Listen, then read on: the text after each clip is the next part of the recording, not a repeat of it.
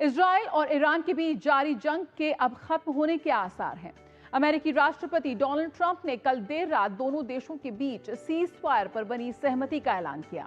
उन्होंने अपने social media platform truth social पर दावा किया कि इजराइल और ईरान के बीच पूर्ण संघर्ष विराम पर सैद्धांतिक रूप से सहमति बन गई है, जिससे 12 डे वॉर का अंत होगा। ट्रंप ने लिखा, सभी को बधाई। इजराइल और ईरान के बीच पूरी तरह से सहमति बन गई है कि 6 घंटे के भीतर एक पूर्ण और समग्र संघर्ष विराम लागू होगा। पहले 12 घंटे ईरान संघर्ष विराम का पालन करेगा, फिर इजराइल। इसके 24 घंटे बाद यह संघर्ष समाप्त माना जाएगा।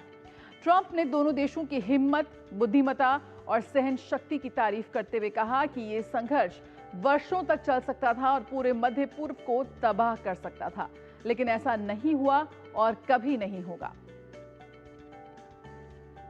तो अगले 6 घंटे में पूर्ण और समग्र संघर्ष विराम, ऐसा ट्वीट यहां पर किया है, ऐलान किया है डोनाल्ड ट्रंप ने। ट्रंप के दावों के बावजूद भी ईरान और इजराइल संघर्ष विराम पर सस्पेंस अभी बरकरार है। ईरानी विदेश मंत्री अब्बास अरागची ने संघर्ष विराम की बात को नकार दिया है। अरागची ने कहा कि अभी तक इजराइल और ईरान के बीच किसी भी संघर्ष विराम या सैन्य अभियानों की समाप्ति पर कोई समझौता नहीं हुआ है। वहीं इजराइल ने भी अभी तक संघर्ष विराम की कोई पुष्टि नहीं की है। तो यहां पर दोनों ही देशों की तरफ से किसी भी तरह की कोई पुष्टि यहां पर नहीं हुई है। वहीं अमेरिकी राष्ट्रपति की ओर से संघर्ष विराम की घोषणा से पहले ईरान ने अमेरिका के खिलाफ जवाबी कार्रवाई करते हुए कतर और इराक में अमेरिकी बेस पर हमला किया। हमले को देखते हुए दोहा में एयर मिसाइल सिस्टम एक्टिव कर दिया गया था। कतर की राजधानी दोहा में धमाके की आवाज सुनी गई। तो यहां पर ईरान की ओर से जवाबी कार्रवाई, यहां पर जिस बदले की बात ईरान कर रहा था उसने उसी के तहत यहां पर अमेरिकी एयरबेस पर किया हमला। और ट्रंप की ओर से संघर्ष विराम की घोषणा के बाद पश्चिमी एशिया में जारी तनाव के बीच संघर्ष विराम की खबर शेयर बाजार के लिए एक सौगात बनकर आई। अमेरिकी राष्ट्रपति डोनाल्ड ट्रंप द्वारा संघर्ष विराम की घोषणा के बीच एशियाई शेयर बाजार में उछाल देखा गया है। भारत की गिफ्ट निफ्टी के शेयरों में 72 अंकों की बढ़त दर्ज की गई है। वहीं जापान के निकेई 225 के शेयर 562.66 की बढ़त के साथ खुले। इसके अलावा दक्षिण कोरिया के कोएसपीआई के शेयरों में भी 1.83% की वृद्धि दर्ज की गई है। तो शेयर बाजार ने उछाल ट्रंप की घोषणा का स्वागत करते नजर आए एशियाई शेयर बाजार। और अमेरिकी राष्ट्रपति डोनाल्ड ट्रंप द्वारा ईरान और इजराइल के बीच युद्ध विराम की यहां पर घोषणा के बाद उम्मीद कर रहे हैं कि बाजार में और तेजी आएगी, लेकिन अभी तक फिलहाल ईरान और इजराइल दोनों देशों की तरफ से किसी भी तरह की कोई प्रतिक्रिया यहां पर सामने नहीं आई है। और अमेरिकी राष्ट्रपति डोनाल्ड ट्रंप द्वारा ईरान और इजराइल के बीच युद्ध विराम पर यहां पर युद्ध विराम की घोषणा, संघर्ष विराम पर सहमति की घोषणा का असर शेयर बाजार में साफ तौर पर नजर आया। कच्चे तेल की कीमतों में गिरावट यहां पर आई है। लगातार जो पूरे विश्व की ऊर्जा जरूरतें हैं उन पर यहां पर एक प्रश्न चिन्ह सा लगता नजर आ रहा था इस संघर्ष के चलते। तो ब्रेंट क्रूड वायदा में 3.76% की गिरावट दर्ज की गई है। तो वहीं भारत से लेकर जापान और कोरिया तक के शेयर बाजार में यहां पर एक उछाल नजर आया है। अमेरिकी वेस्ट टेक्सास इंटरमीडिएट क्रूड भी $2.7 लुढ़कता हुआ दिखा। 6% की गिरावट के साथ 9 जून के बाद से सबसे कमजोर स्तर पर यहां पर नजर आ रहे हैं कच्चे तेल की कीमतों। तो 11 जून के बाद से सबसे निचले स्तर पर है। वहीं अमेरिकी वेस्ट टेक्सास इंटरमीडिएट क्रूड $2.7 या कह सकते हैं 3.94% गिरकर $65.46 प्रति बैरल पर आ गया है। यह सत्र की शुरुआत में 6% की गिरावट के साथ 9 जून के बाद से सबसे कमजोर स्तर है। तो ट्रंप द्वारा ईरान और इजराइल के बीच युद्ध विराम की घोषणा और हमारे साथ इस वक्त हमारे संवाददाता अखिलेश सुमन जुड़ रहे हैं। अखिलेश, यहाँ पर ट्रंप की ओर से संघर्ष विराम की घोषणा तो हो गई है, लेकिन किसी भी तरह की प्रतिक्रिया यहाँ पे दोनों देशों की तरफ से नहीं आई है। जमीनी हालात इस वक्त क्या कह रहे हैं? जिस सीज फायर की घोषणा या जिस सीज फायर की बात ट्रंप करते हुए नजर आ रहे हैं, कितना संभव वो नजर आ रहा है? देखिए, ट्रंप ने जब घोषणा की है तो उसका मतलब है कि जरूर कुछ ना कुछ बात हुई है, क्योंकि ट्रंप ने अपने ट्रूथ सोशल में लिखा है कि ईरान आया, इजराइल आया, दोनों ने कहा शांति। तो मतलब ये है कि दोनों एक दूसरे से बात कर रहे थे, ट्रंप और इजराइल, ट्रंप और ईरान। और निश्चित तौर पे ये बातचीत चल रही थी, क्योंकि कल भी हमने देखा कि जो ईरान के विदेश मंत्री हैं वो मॉस्को गए थे और उन्होंने रूस के राष्ट्रपति व्लादिमीर पुतिन से बात की थी। व्लादिमीर पुतिन ने निश्चित तौर पे डोनाल्ड ट्रंप के लिए कोई संदेश दिया है कि किस तरीके की बात हुई। और उसके बाद इजराइल तो लगातार डोनाल्ड ट्रंप के संपर्क में है, अमेरिका के संपर्क में है। तो डोनाल्ड ट्रंप ने जो घोषणा की है उसमें कुछ तो बात है, लेकिन मैंने अभी सुबह इजरायली दूतावास के अधिकारियों से बात की तो उन्होंने बोला कि ईरान तो अग्री हो गया था, लेकिन ईरान ने फिर उन्होंने एक बार हमला किया है। तो निश्चित तौर पे ये चीजें लगता है कि जिस तरीके से डोनाल्ड ट्रंप ने समय दिया है कि 6 घंटे ईरान, फिर 6 घंटे इजराइल, फिर 12 घंटे दोनों, फिर उसके बाद हमेशा के लिए। तो इस तरह की स्थितियां अभी धीरे धीरे बदल सकती हैं, क्योंकि देखिए दोनों जिस तरीके से गुत्थम गुत्था थे लड़ाई में, और जिस तरीके से दोनों एक दूसरे के रिटेलिएटरी स्ट्राइक कर रहे थे, पहले इजराइल, फिर ईरान, फिर इजराइल, फिर ईरान, फिर अमेरिका भी शामिल हो गया। और उसके बाद ईरान ने कल जो है रात में कतर में हमला किया एयरबेस पे। हालांकि जो जानकारी है उसमें है कि ईरान ने पहले भी जानकारी दी थी अमेरिकन लोगों को और कतर के लोगों को कि हम एक हमला करेंगे। तो निश्चित तौर पे सांकेतिक हमला था ईरान की तरफ से। 19 मिसाइल छोड़े गए थे, जिसमें कि एक गिरा, वो भी निर्जन जगह पे, लेकिन 18 इंटरसेप्ट हो गए। तो इस तरह से कहे कि एक सिंबॉलिक कार्रवाई अभी हो सकता है, एक आध दिन और चले, लेकिन जो दिशा डोनाल्ड ट्रंप ने जिस बात का अनाउंसमेंट किया है वो अनाउंसमेंट में कुछ तो दम है।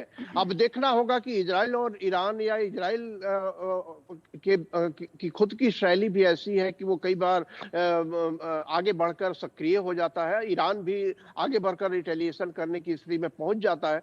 तो इस तरीके से जस्ट वीकेंड हम लोग कह सकते हैं कि थोड़ी देर सांस रोक कर देखें क्या हो रहा है इजराइल और ईरान के बीच में। लेकिन जो लगता है, जो स्थितियां हैं कि इजराइल के लिए भी एक मौका है कि वो इस लड़ाई से बाहर है।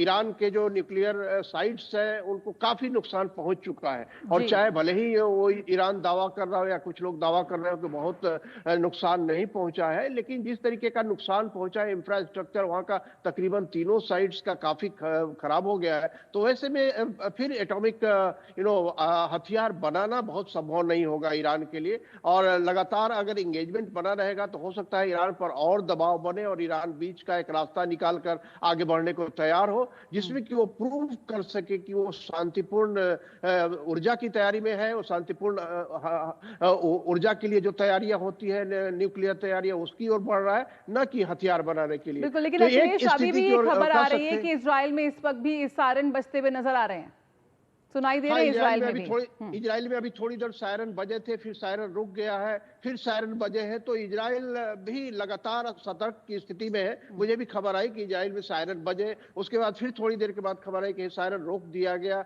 अभी फिर एक खबर आई है कि सायरन बजे हैं।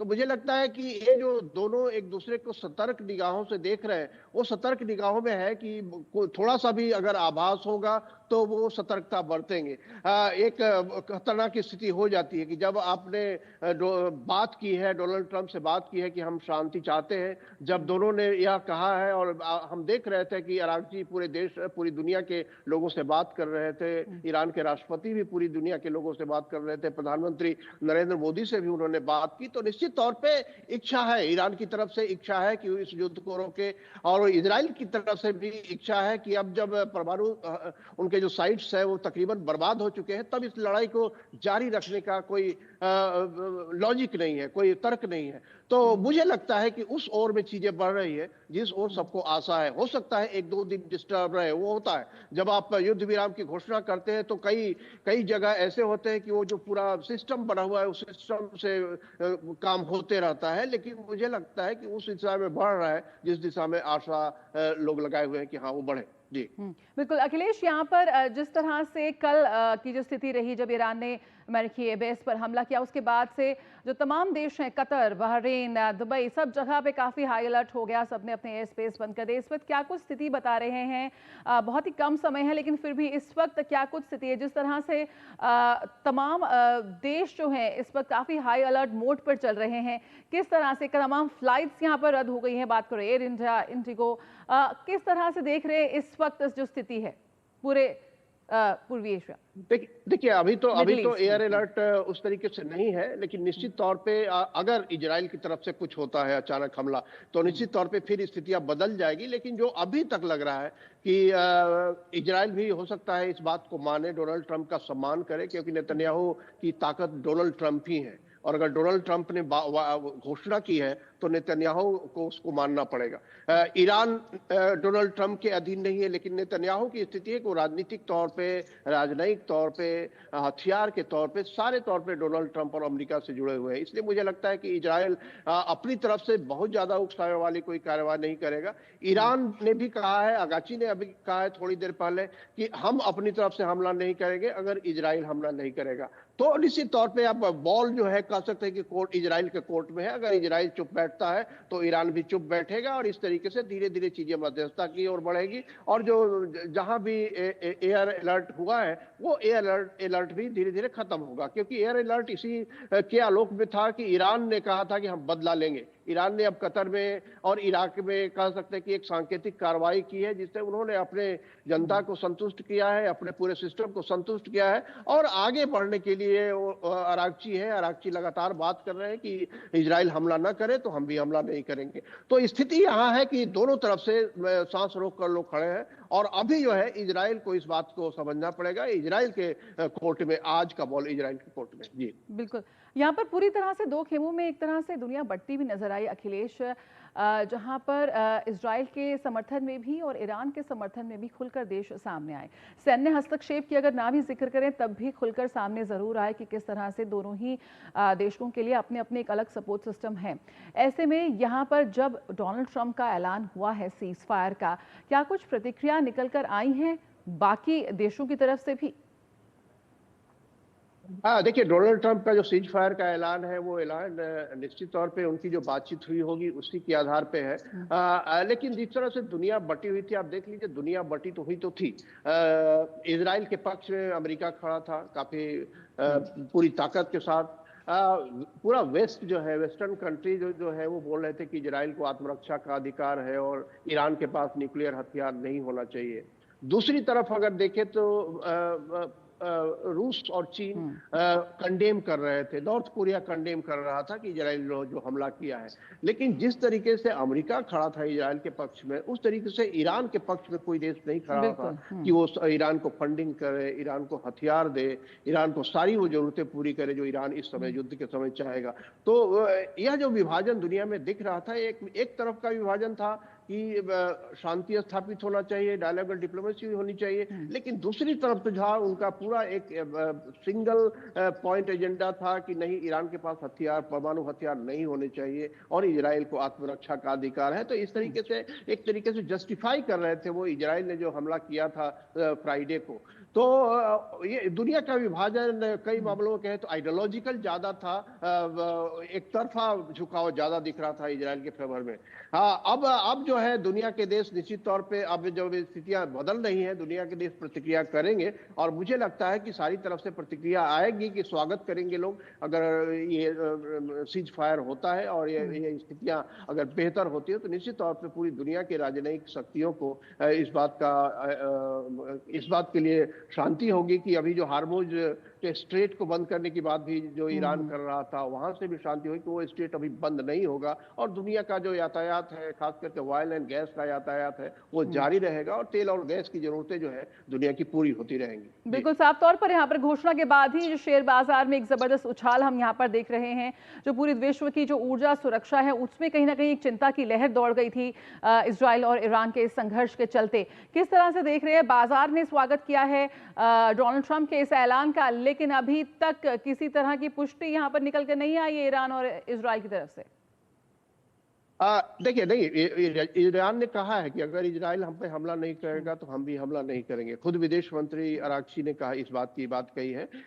इजराइल ये कह रहा है कि हम देख रहे हैं, अगर ईरान ने तो पहले वादा किया कि हम हमला नहीं करेंगे, लेकिन उसके बाद फिर उन्होंने हमला कर दिया। तो ये थोड़ी देर तक मुझे लगता है कि ये कुछ 4-5 घंटे तक ये स्थिति रहेगी। इवॉल्विंग सिचुएशन है। उस इवॉल्विंग सिचुएशन में उनका सिस्टम जो ऑटो मोड में है, वो भी सिस्टम काम करता रहेगा। लेकिन मुझे लगता है कि धीरे धीरे स्थितियों में नियंत्रण आएगी और स्थितियां उस ओर बढ़ेगी जिस ओर डोनाल्ड ट्रंप कह रहे हैं। बाजार की बात है तो बाजार में निश्चित तौर पे बाजार काफी संवेदनशील होता है, और जो बाजार में कई बार ऐसा होता है कि वो वादों के आधार पे वो अपनी प्रतिक्रिया देते हैं। तो अभी बाजार निश्चित तौर पे अभी देख रहा है कि क्या स्थिति बनेगी और उसके बाद बाजार में स्थिरता आएगी। लेकिन निश्चित तौर पे एक खुशी की तो लहर है ही। पूरा तेल गैस का जो बाजार है वो पूरा मध्य पूर्व पर स्थित है, आधारित है, और मध्य पूर्व में अगर थोड़ी भी अशांति होगी तो उसमें ज्यादा परेशानी होगी। लेकिन जब शांति के थोड़े से भी सिग्नल मिलते हैं तो बाजार में स्थिरता आने की उम्मीद आने लगती है, दाम कम होने की उम्मीद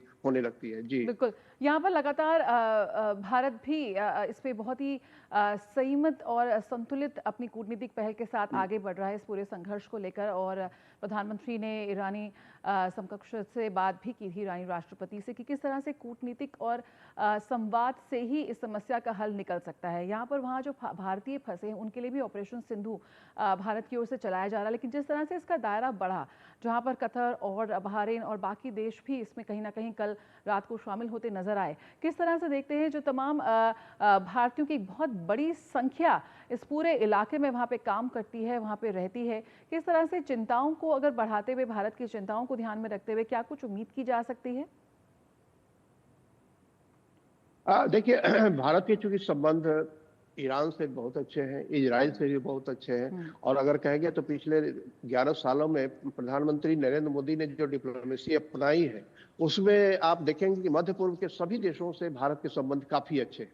न सिर्फ ऊर्जा जरूरतों को पूरा करने के लिए, बल्कि राजनयिक तौर पे एक एकजुटता बनी है, राजनीतिक तौर पे दोनों की समझदारी बनी है भारत और मध्य पूर्व के देशों के बीच में। इसीलिए इंडिया यूरोपियन इकोनॉमिक कॉरिडोर की बात हुई है, जिसमें कि काम चल रहा है, उसमें कि मध्य पूर्व के देश शामिल होंगे। तो ये जो एक पॉजिटिव सिग्नलिंग इंडिया ने दिया है पिछले 11 सालों में कि हम एक विकास सहयोग को लेकर के एजेंडा को लेकर आगे बढ़ने वाले देश हैं, और हम सारे देशों के साथ इसी आधार पे चाहते हैं कि संबंध विकसित करें। जो diplomatic political manoeuvring and manipulating की जगह एक लॉबी के साथ शामिल होने की जगह भारत की लगातार इस इलाके में जो सक्रियता रही है वो सक्रियता सहयोग के आधार पर रही है। तो इसीलिए मुझे लगता है कि जो सपोर्ट मिल रहा है मध्य पूर्व से भारतीयों को वापस लाने में, आपने देखा कि आर्मेनिया की तरफ से भारतीय आए, उसके बाद ईरान ने अपना एयर स्पेस भारत के लिए एक्सक्लूसिवली खोल दिया है। एक बहुत बड़ी बात थी कि ईरान जो युद्धरत है उसने अपना एयर स्पेस भारतीयों के लिए खोला है, और सिर्फ एयर स्पेस नहीं खोला है बल्कि ईरान के ही जहाज से, महान एयरलाइन से भारतीय जो है ईरान से डायरेक्टली भारत आ रहे हैं। तो 6 से ज्यादा फ्लाइट आ चुकी है वहां की, और लगातार फ्लाइटें आएंगी। इजराइल से भी फ्लाइटें आएंगी, जो वहां से जो लोग आना चाहेंगे। तो अब देखिए, निश्चित तौर पे कह सकते हैं कि भारत का जो पूरा इंगेजमेंट है इस पूरे इलाके में, उससे भारतीय जो वहां लोग रह रहे हैं उन लोगों को भी काफी फायदा होता है, उन लोगों को रोजगार मिलता है। तरह तरह के रोजगार में भारत के लोग वहां हैं, चाहे वो सॉफ्टवेयर के रोजगार में हो, चाहे वो इंजीनियरिंग के रोजगार में काफी लोग हैं वहां पे, मैनेजमेंट के रोजगार में काफी लोग हैं, उसके अलावा स्किल लेबर के रोजगार में काफी लोग हैं। तो हमारा भारत में जो विदेश से पैसा आता है, रेमिटेंस आता है, उसमें जो मध्य पूर्व है उस वहां सबसे ज्यादा आता है, क्योंकि उसमें जो मध्यम वर्ग है, यहाँ तक कि निम्न मध्यम वर्ग के लोग भी वहाँ काफी बड़ी संख्या में काम करने जाते हैं। और मैं यह बताऊं कि मैं एयरपोर्ट पे गया था जब ईरान से लोग आ रहे थे, और मैंने देखा कि वो जो आने वाले जो लोग हैं उसमें अधिकांश ऐसे लोग हैं जो मध्य वर्ग है या निम्न मध्य वर्ग के लोग हैं, जो वहाँ मध्य पूर्व में काम करने गए हैं, ईरान में काम करने गए हैं, और ईरान के विकास में योगदान करते हैं ऐसे समय में जब ईरान पर तरह तरह के सैंक्शन लगे हुए हैं। तो बिल्कुल यहाँ पे काफी करीबी नजर यहाँ पर भारत बनाए हुआ है इस पूरी स्थिति पर। और फिलहाल इस वक्त जो जानकारी मिल रही है उस लिहाज से यहाँ पर ट्रंप की घोषणा के बाद, सीज़फायर घोषणा के बाद फिलहाल अभी इस पूरे मसले पर सस्पेंस यहाँ पर बरकरार है। बहुत बहुत शुक्रिया अखिलेश सुमन फिलहाल इस जानकारी के साथ जुड़ने के लिए। तो लगातार प्रधानमंत्री नरेंद्र मोदी जिस तरह से कहते आए कि भारत शांति का पक्षधर है और किसी भी समस्या का हल रणभूमि से नहीं बल्कि संवाद और कूटनीतिक पहल से ही निकलेगा। कहीं ना कहीं यहाँ सीज़फायर की घोषणा जरूर हो गई है, लेकिन ईरान और इजरायल दोनों